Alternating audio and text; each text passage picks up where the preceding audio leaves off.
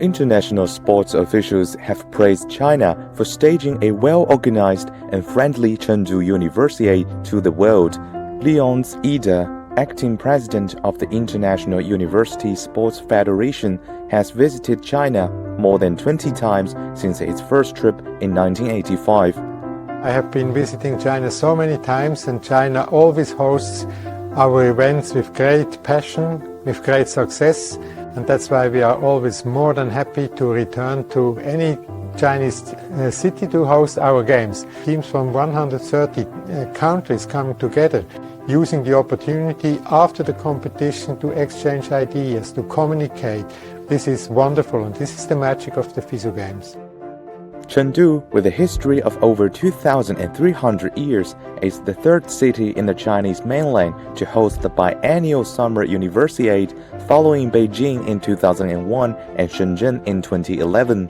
The Chengdu Universiade also marks the first time a city in Western China hosts a major international sporting event. Chengdu estará preparado para hacer cualquier cosa, incluso unos Juegos Olímpicos. Cuando esos atletas y esos turistas regresen a sus países, hablarán estupendamente de Chengdu, porque Chengdu es una ciudad espléndida y yo creo que con el nuevo aeropuerto internacional tiene una gran puerta y ventana abierta al mundo para poder.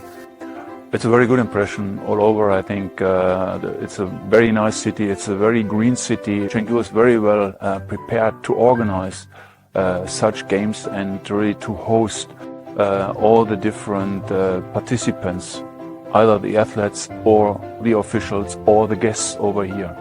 I think all feel very welcomed.